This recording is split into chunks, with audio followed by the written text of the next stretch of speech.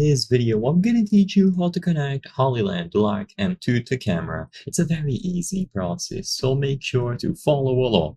In this video, I'm gonna teach you how to properly mount and use your Hollyland Lark M2 on your camera. So first, mount the receiver. So the Hollyland Lark M2 receiver often includes a cold shoe mount, which allows you to attach it to the top of your camera. This is the same type of mount used for many external flashes, so it is going to be mounted on top like this.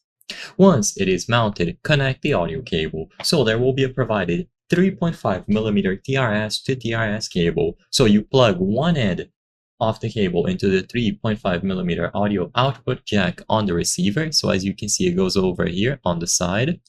And once it is connected to the receiver on the side, the other end goes into your camera. So plug the other end of the cable into the 3.5mm microphone input jack on your camera. Power on the devices, so turn on the Hollyland Lark M2 transmitters and the receiver. This will be done as soon as you take them out of the case. And once you take them out, they will begin pairing up together.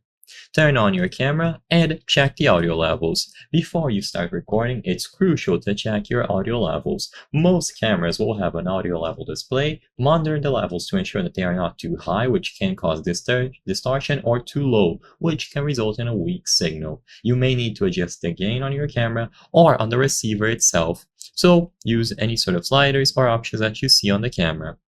You are now ready to record the audio from the Hollyland Lark M2 microphones to your camera. They will connect and synchronize automatically, so all that you have to do is connect them using the provided 3.5mm cables accordingly. I hope I was able to help you on how to connect Hollyland Lark M2 camera to camera. If this video helped you, please be sure to leave a like and subscribe for more very easy tips. Thank you for watching.